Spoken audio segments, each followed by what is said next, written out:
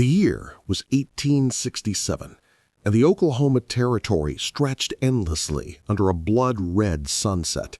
A Cherokee warrior named Running Wolf crouched behind weathered rocks, his weathered hands gripping a tomahawk that had tasted both deer blood and enemy flesh. 3 days without food had left his belly gnawing at itself, but it was the small voice that drifted on the evening wind that stopped his heart cold. "Hungry, Papa." The words came from a little girl, hidden somewhere in the shadows of the abandoned homestead below, a whisper so broken, so desperate, that it cut deeper than any cavalry saber ever could. Running Wolf had been tracking the white settlers for 2 days across the harsh terrain of what the government man called Indian Territory. His war-painted, long since faded from sweats and dust, leaving only streaks of ochre and charcoal across his bronze cheekbones. The Cherokee Nation had been scattered like leaves in a storm, and he was one of the few who still refused to bow to the reservation boundaries that penned his keep-alike cattle. The homestead below sat like a wounded animal against the prairie grass. Its wooden walls bore the scars of recent conflict. Bullet holes and burn marks told a story of desperation. Smoke no longer rose from the chimney, and the vegetable garden lay trampled and brown. Yet somewhere in that shell of a home, a child waited for food that would never come. Running Wolf closed his eyes and listened to the wind carry the girl's voice again. She couldn't be more than 7 or 8 summers old, her words thick with tears, trying not to shed. The warrior's stomach cramped with its own emptiness, but the sound of her suffering made his chest tighten in ways that hunger never could. His own daughter, Little Dove, had been about that age where the soldiers came to their village 3 winters ago. She had looked up to him with those same trusting eyes, believing her father could protect her from anything. The memory of her final breath still visited him in dreams, along with the faces of his wife and son and fellows at her. The warrior shifted his position, his moccasin silent against the stone. Below, he could make out movement through a broken window, a small shadow pacing back and forth. The girl was alone, he realized. Whatever had happened to this homestead, she was the only survivor. Running Wolf had not spoken to a white child since the massacre. His heart had turned to stone against their kind, hardened by loss. A rage had burned like coals in his chest. Yet this little one's cry for food stirred something he thought had died with his family. He began to move down the slope, keeping low among a sagebrush and scattered bloaters. His keen eye swept the area for signs of other settlers or soldiers who might be lying in wait. Silence was complete, except for the girl's occasional whimper and the distant call of a hawk circling overhead. As it drew closer to the homestead, Running Wolf could see the extent of the damage. The barn had been burned to its foundation, leaving only charred timber and ash. A wagon sat overturned near the well, its contents scattered across the ground. Dried blood stained the wooden steps leading to the front door, and the warrior's jaw clenched as he recognized the signs of violence he had seen too many times before. The girl's voice came again, weaker now. "Mama, when you coming back? I'm so hungry." Running Wolf pressed himself against the outer wall of the house, his heart hammering against his ribs. Through a gap in the broken window, he could see her, a tiny figure in a torn blue dress, her blonde hair matted and dirty. She sat on the floor beside an overturned table, clutching the corn-husked doll to her chest. The warrior's hand moved instinctively to the leather pouch at his belt. Inside were the last of his dried venison strips and a handful of wild berries he had gathered that morning. His own stomach growled in protest at the thought of giving away his only food. But the sight of the girl's hollowed cheeks made the decision for him. Just as Running Wolf was about to step into view, the thunder of approaching hoofbeats made him freeze. A lone rider appeared on the horizon, spurring his horse hard across the prairie. Even from a distance, the warrior could tell this was no soldier. The man wore simple ranch clothes and carried himself with the easy confidence of someone who belonged to this land. Running Wolf melted back into the shadows, his fingers tightening on his tomahawk. The rider was tall and lean, with sun-darkened skin and the kind of steady hands that came from years of working cattle. A wide-brimmed hat shadowed his face, but the warrior could see the concern written in the set of his shoulders as he took in the devastated homestead. The ranch hand dismounted quickly, his boots hitting the ground with purpose. "Hello," he called out, his voice carrying the rough gentleness of a man used to calming spooked animals. "Anyone in there? I saw the smoke from the Patterson place." The girl's crying stopped abruptly, replaced by a silence so complete that Running Wolf could hear his own heartbeat. Then, in a voice barely above a whisper, "Help me." The ranch hand was up the steps in 2 strides, pushing open the sagging door with careful hands. "Easy there, little one," he said, his tone soft as morning mist. "My name's Jake Morrison. I work for Mr. Patterson down the valley. What's your name, sweetheart?" "Emily," came the tiny reply. "Emily May Henderson.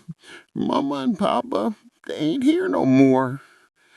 Running Wolf watched through the broken window as Jake knelt beside the girl, his movements slow and unthreatening.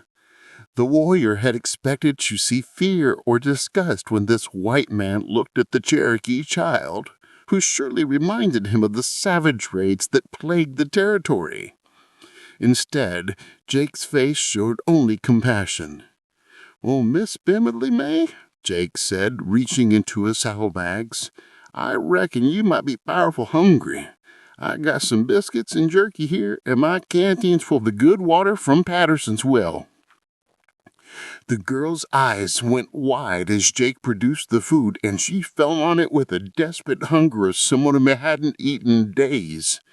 Between bites, she told her story in broken fragments, how the bad men had come in the night, how her parents had hidden her in the root cellar, how she had waited and waited for them to come back. Running Wolf felt something shift inside his chest as he watched Jake tend to the child. This was not the behavior he had come to expect from white settlers. Most would have seen only another mouth to feed, another burden in an already harsh land.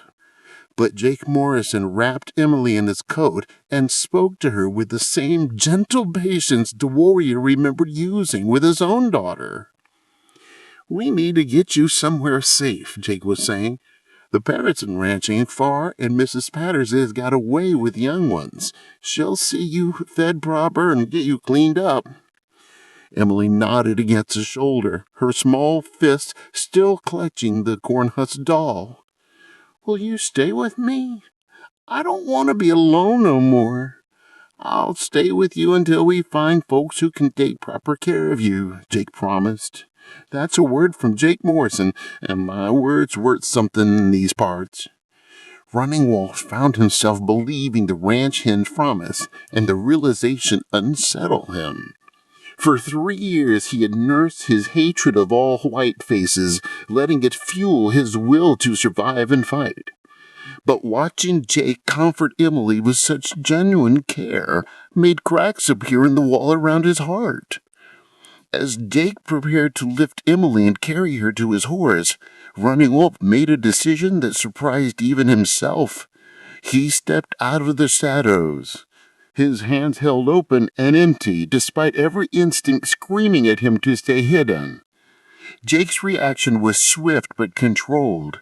His hand moved to his gun but didn't draw it, his body shifting to shield Emily while his eyes assessed the threat. The warrior was impressed with the ranch hand's composure. Most men would have been shooting first and asking questions of the corpse. "Easy, friend," Running Wolf said in careful English, his voice carrying the measured tone of someone who had learned the white man's language out of necessity rather than choice. I mean no harm to the child. Emily peeked out from behind Jake's protective arm, her blue eyes wide with curiosity rather than fear. Are you an Indian? She asked with the blunt innocence of childhood. I'm Cherokee, Running Wolf replied, surprising himself by answering her directly. My name is Running Wolf. Jake's hand may be near its weapon, but his tent relaxed slightly. What do you want with the girl? Same as you, the warrior said, nodding toward Emily. To see her safe. I have been watching this place for 2 days. I heard her crying. The admission caused Running Wolf something, revealing a vulnerability he had not shown to any living soul since his family's death. But there was something about this moment, the strange meeting of Cherokee warrior, white ranch hand, and orphan child demanded honesty. Jake studied Running Wolf's face for a long moment, reading the sincerity there with the same skill he used to judge a horse's temperament. You've been hungry too, he observed, noting the warrior's gaunt cheeks and the way his buckskin shirt hung loose on his frame. Running Wolf nodded once, with a sharp jerk of his chin that held 3 days of empty belly and 3 years of running. Without another word, Jake reached into his saddlebags and pulled out another bundle of food, more biscuits, a strip of salted beef, and a small bag of dried corn. He held it out to the warrior, his eyes never leaving Running Wolf's face. A man ought not to go hungry, Jake said simply, no matter what color his skin is. For a moment the two men stared at each other across a gulf that had been carved by years of blood and mistrust. Then Running Wolf stepped forward and took the offered food, his dark eyes meeting Jake's pale blue ones with something that might have been the beginning of respect. You're not like the others, Running Wolf said as he tucked the food into his pouch. Jake shrugged, adjusting Emily's weight in his arms. Reckon we're all just trying to get by out here. Land's hard enough without making enemies of every soul we meet. Emily had been listening to this exchange with the intense attention that children gave to adult conversations they didn't fully understand. Now she looked up at Running Wolf with the same trusting expression she had given Jake. Are you hungry like I was? She asked. The warrior's throat tightened. Yes, little one, I am hungry like you were. Emily reached into Jake's coat pocket where he had stored some of the remaining biscuits. With careful hands, she broke one in half and held out the larger piece to Running Wolf. Mama always said we should share when somebody's hungry, she explained with the matter-of-fact wisdom of a child who had never questioned the goodness of such gestures. Running Wolf stared at the offered biscuit, feeling something break apart inside his chest. This white child, who had lost everything to violence that might well have been committed by men who looked like him, was sharing her food with the Cherokee warrior without a moment's hesitation. He took the biscuit with hands that shook slightly, not from hunger, but from the weight of unexpected grace. Thank you, Emily May Henderson, he said, his voice rough with emotions he had thought buried forever. The unlikely trio began their journey toward the Patterson Ranch as the sun started its descent toward the western horizon. Jake rode his horse with Emily secure in front of him, while Running Wolf loped alongside with the easy ground-covering pace of a man who had spent his life traveling on foot. The conversation that developed between them was hesitant at first, punctuated by long silences that held the weight of unspoken histories. But Emily, with the natural diplomacy of childhood, served as a bridge between the two men's different worlds. Do you live in a teepee? She asked Running Wolf as they traveled across a stretch of grassland dotted with wild flowers. The warrior smiled, the first real smile across his face in months. Cherokee do not live in teepees, little one. That is the way of the Plains tribes. My people build houses of wood and stone, with gardens for corn and beans. Like our house. Emily's voice carried a note of wistfulness for the home that was no more. Yes, like your house, Running Wolf confirmed. Before the soldiers came, I had a house with my wife and children. We grew squash and sunflowers, and my son helped me tend the horses. Jay glanced at the warrior with new understanding in his eyes. What happened to them? The question hung in the air like smoke, and for a moment Running Wolf considered deflecting it as he had learned to do. But Emily's small presence seemed to demand truth, and he found himself speaking words he had never said aloud. Cavalry came to our village 3 winters past. They said we had been raiding white settlements, but it was not true. We were peaceful farmers, trying to live by the old treaties. His voice grew distant as memory carried him back to that terrible day. My wife, my daughter, Little Dove, my son, Singing Bird, they died protecting our home. Emily turned in Jake's arms to look at Running Wolf with eyes that suddenly seemed older than her years. I'm sorry they died, she said with a simple sincerity that adults often lost but children never questioned. I meant they were nice like you. The warrior faltered for just a moment. Nice? When had anyone last called him nice? For 3 years he had been a ghost haunting the edges of civilization, taking what he needed to survive and avoiding human contact whenever possible. But this child saw past the war paint and the tomahawk to something he had forgotten existed within himself. Jake, too, was processing this revelation. That why you've been running alone out here? Running Wolf nodded. I could not stay with my people on the reservation. Too much anger, too much pain. But I could not die either, though I wanted to. So I have been existing. Existed ain't the same as living, Jacob observed, with the quiet wisdom of a man who had seen his share of losses. No, Running Wolf agreed. It is not. They rode in companionable silence for a while, the rhythm of the horses' hooves and the warrior's steady pace creating a natural music against the backdrop of wind through grass. The sun painted the sky in shades of gold and amber, and somewhere in the distance, a meadowlark called its liquid song to the approaching evening. Emily had grown drowsy in Jake's arms, lulled by the motion and the security of being held by someone who had promised to keep her safe. But she roused herself when she spotted a cluster of buildings ahead, smoke rising from several chimneys against the darkening sky. "Is that where we're going?" she asked. "That's the Patterson Ranch," Jake confirmed. "Mrs. Patterson's going to take real good care of you, Emily May. She's got a heart big enough for taxes and hands gentle enough for broken birds." Running Wolf felt a familiar tension creep into his muscles as they approached the settlement.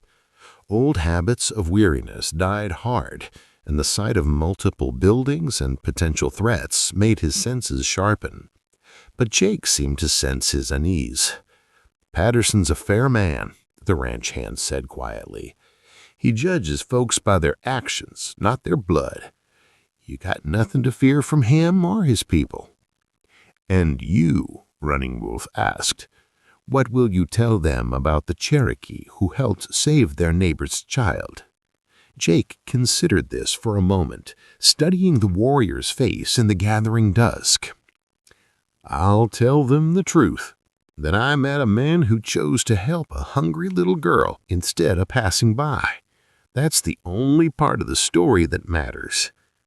The Patterson Ranch house was a substantial structure of logs and native stone, with wide verandas and windows that glowed yellow with lamplight. As they approached, several ranch hands emerged from the bunkhouse, their conversations dying as they took in the unusual sight with Jake Morrison, returning with the Cherokee warrior and a small white child. Thomas Patterson himself stepped out onto the front porch, a man in his 50s with graying hair and the kind of steady presence that came from years of leadership. His wife Margaret appeared beside him, wiping flour-dusted hands on her apron as her maternal instincts instantly focused on Emily. "Jake!" Patterson called out. "What's this about?" Jake dismounted carefully, lifting Emily down with gentle hands before turning to face his employer. Running Wolf remained several paces back, his every sense alert for signs of hostility, but ready to fade into the darkness if necessary. "Found this little one at the Henderson place," Jake explained. "Her folks, they didn't make it. She's been alone for days." Margaret Patterson was down the steps in an instant, her arms opening to receive Emily with the automatic grace of a woman who had raised 5 children of her own. "Oh, you poor sweet thing," she murmured, gathering the girl close. "Let's get you inside where it's warm. Are you hurt? Are you hungry?" "Jake gave me biscuits," Emily said, but she melted into Margaret's embrace with a desperate relief of a child who had been too brave for too long. "And Running Wolf shared with me, too." At the mention of the Cherokee warrior's name, all eyes turned to the figure standing quietly in the shadows. Running Wolf stepped forward slightly, his posture respectful but ready, his dark eyes meeting Thomas Patterson's with steady dignity. Running Wolf helped watch over Emily, Jake said, his voice carrying a note of respect that did not go unnoticed by anyone present. Found him keeping vigil over the homestead, making sure she stayed safe.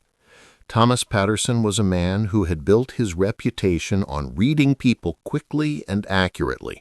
He studied Running Wolf for a long moment, taking in the warrior's lean frame, the intelligence in his dark eyes, and the way he held himself with quiet pride, despite his obvious hunger and exhaustion. "You helped protect this child?" Patterson asked directly.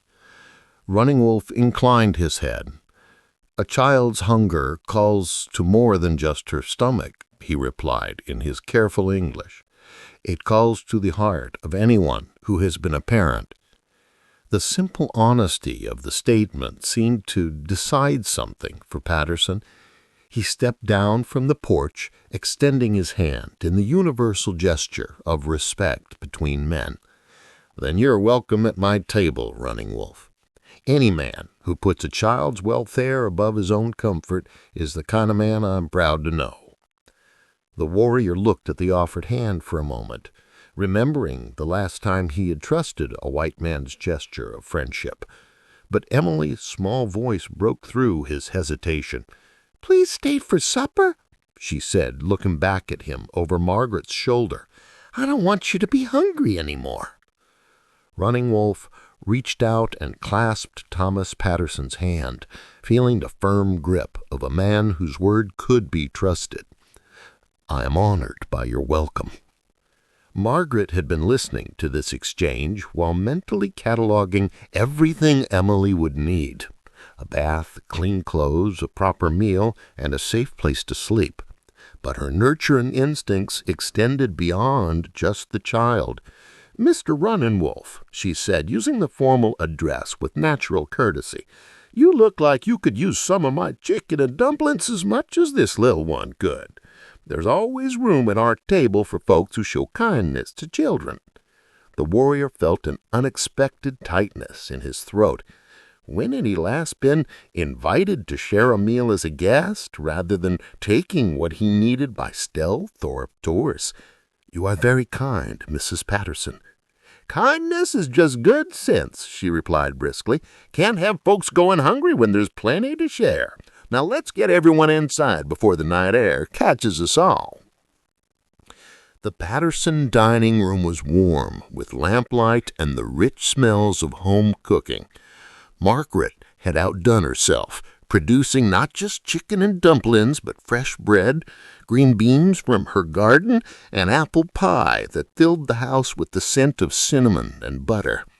Emily sat between Margaret and Jake, her small form dwarfed by the adult-sized chair, but her appetite proving that she was indeed a growing child in need of proper nourishment. Running Wolf had been given the seat across from her, and the warrior found himself fascinated by the simple domestic ritual of a family meal. Thomas Patterson sat at the head of the table, leading the conversation with the easy hospitality of a man accustomed to welcoming strangers. "So, Running Wolf, Jig tells me you've been on your own out there for some time. That's hard country for a man alone." The warrior nodded, carefully managing his unfamiliar silverware as he attempted to eat with the same dignity he brought to all his actions. "Hard country, yes, but it has been necessary. Sometimes a man needs to find his own way through grief," Patterson said, with the understanding of someone who had lived through his own losses. "I lost my first son to fever when he was about Emily's age. Took me a year of wandering this ranch at all hours before I could see straight again." Margaret reached over to pat her husband's hand, a gesture of long-practiced comfort. "Time has a way of healing what seems impossible to heal," she said gently, including Running Wolf in her warm gaze. "But it helps to have folks around to care." Emily, who had been eating with the focused intensity of someone making up for lost meals, looked up at Running Wolf with curious eyes. "Do you got any more family?" The warrior considered how to answer such an innocent question. "I have cousins and uncles on the reservation," he said finally, "but they have chosen a different path than mine." "What path did you choose?" Emily asked with the directness that only children possessed. Running Wolf was quiet for a moment, his dark eyes reflecting the lamplight as he searched for words that would make sense to a child. "I chose the path of remembering," he said at last. "I could not forget my family, so I have been carrying their memory with me wherever I go." Jake, who had been listening with growing respect for the Cherokee warrior's wisdom, leaned forward slightly. "Memory is important," he agreed, "but sometimes carrying too much weight makes it hard to keep walking." The observation was gentle but pointed, and Running Wolf recognized the truth in it, even as part of him wanted to reject the suggestion that his burden might be too heavy. "Perhaps," he admitted, "but I do not know how to set it down." Emily, with the innocent wisdom that children sometimes possessed, reached across the table to pat Running Wolf's weathered hand with her small, clean one. "Maybe you don't gotta set it down," she said seriously. "Maybe you just gotta share it so it ain't so heavy." The sinful profundity of her words struck everyone at the table into silence. Even Margaret, who had heard her share of wisdom from the mouths of babes, seemed moved by Emily's insight. Running Wolf stared down at the child's small hand, covering his larger, scarred one, feeling something fundamental shift inside his chest. For 3 years, he had guarded his brief like a treasure, hoarding it as the only connection he had left to his lost family, but Emily's touch and her gentle rides suggested another possibility, that sharing the weight of memory might honor the dead just as much as carrying it alone.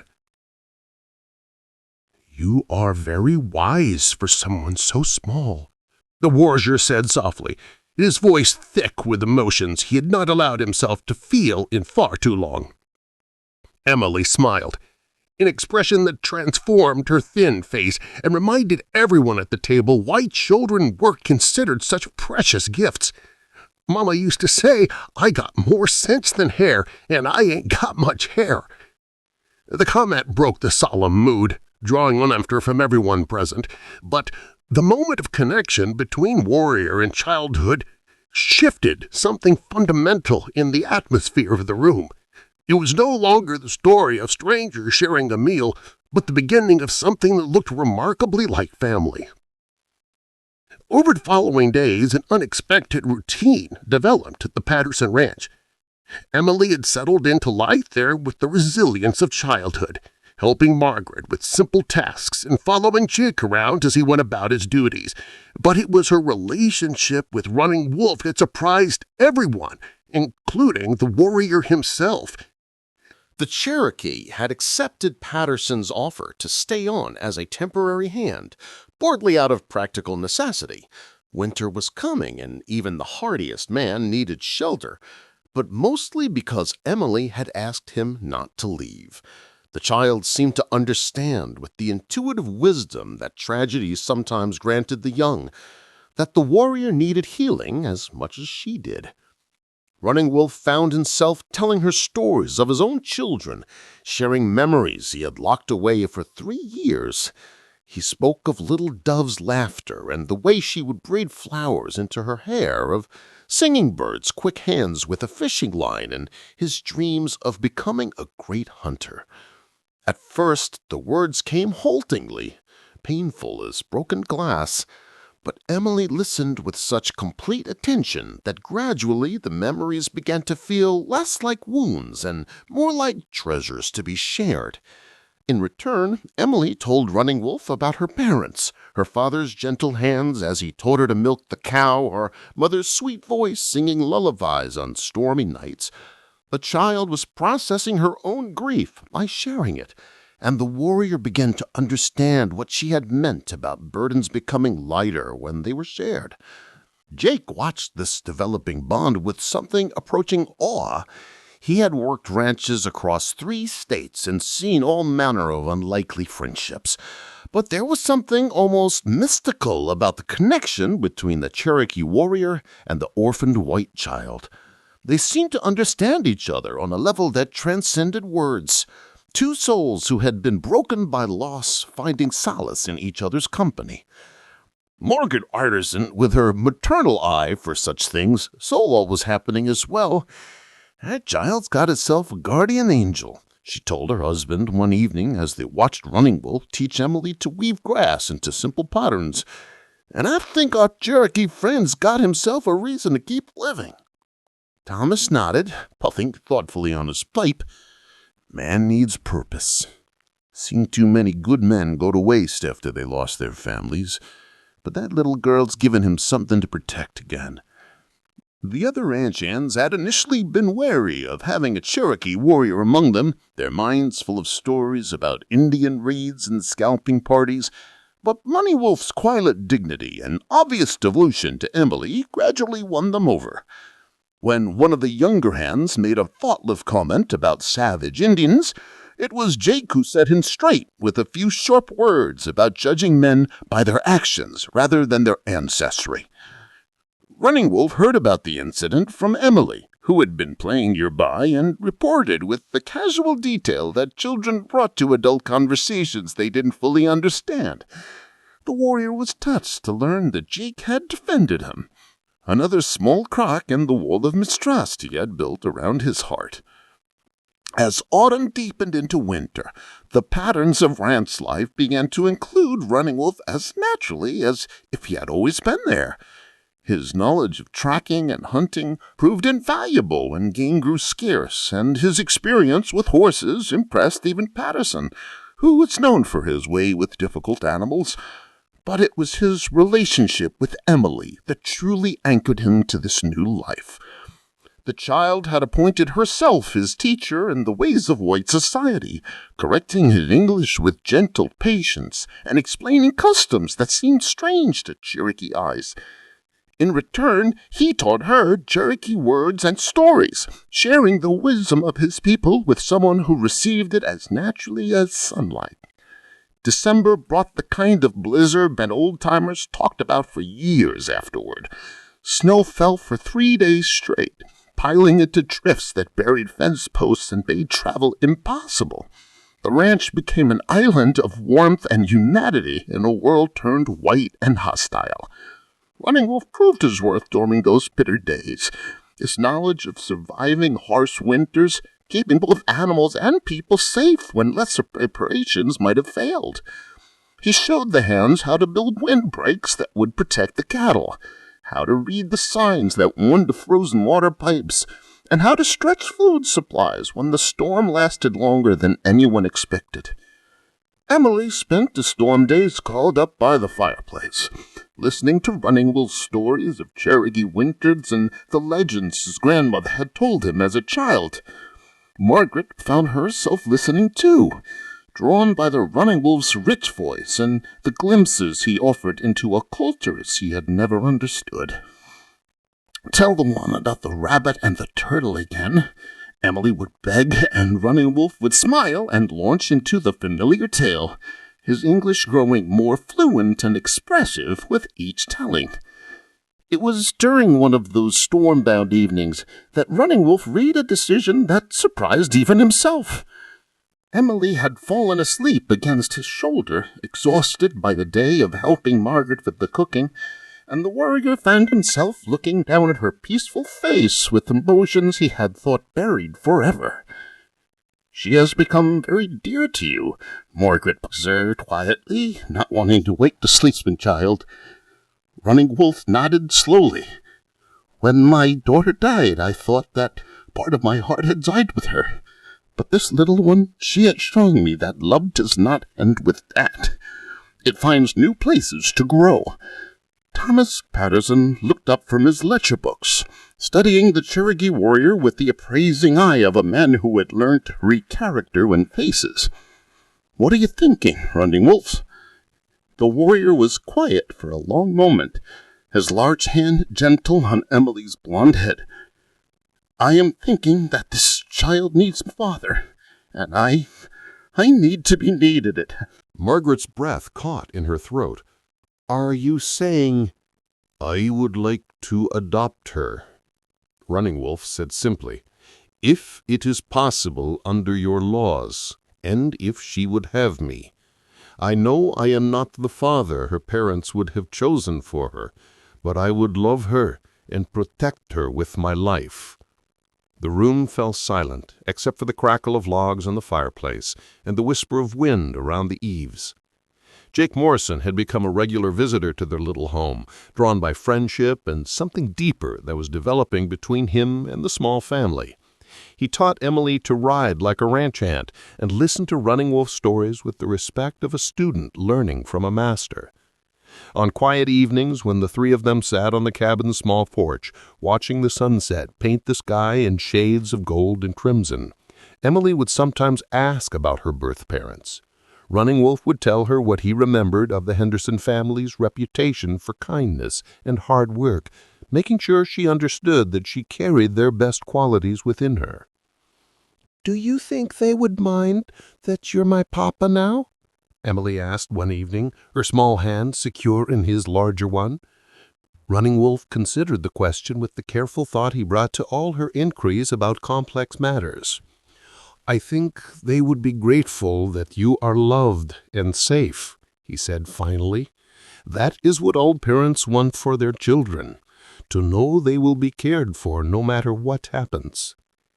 Emily nodded with the satisfaction of a child whose questions have been answered honestly.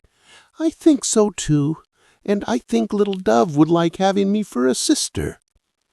The warrior's eyes misted at the mention of his lost daughter, but the pain that had once accompanied such memories had transformed into something gentler, a bittersweet acknowledgment of lives that continued to matter even after death. "Yes," he agreed softly, "I think she would like that very much." As the stars began to appear in the darkening sky, Running Wolf reflected on the strange journey that had brought him to this moment. 3 years ago he had been a man consumed by grief and anger, existing at the edges of civilization, with nothing but memories for company. Now he was father to a precious child who called him Papa Wolf and filled his days with laughter and purpose. The girl's choked whisper of hunger had indeed pierced his heart that day at the abandoned homestead, but it had also opened it to possibilities he had never imagined.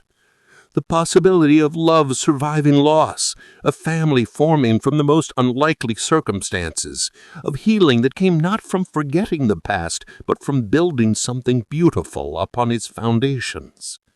Emily's head grew heavy against his shoulder as sleep began to claim her, and Running Wolf smiled as he gathered her into his arms to carry her inside.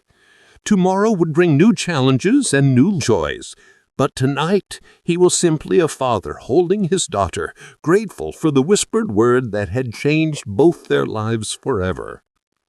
The Cherokee warrior, who had once been lost in his own grief, had found his way home at last, not to a place on any map, but to the eternal territory of the heart, where love creates family and hope writes its own ending to even the most broken stories. In the distance, a meadowlark called its liquid song to the rising moon, and the sound carried on the prairie wind like a blessing over all who had learned that sometimes the most beautiful beginnings grew from the ashes of the deepest sorrows. Now that we've watched the full story, we'd really appreciate it if you could rate it out of 10 in the comments. Your thoughts help us improve and ensure we're bringing you the kind of storytelling you truly enjoy.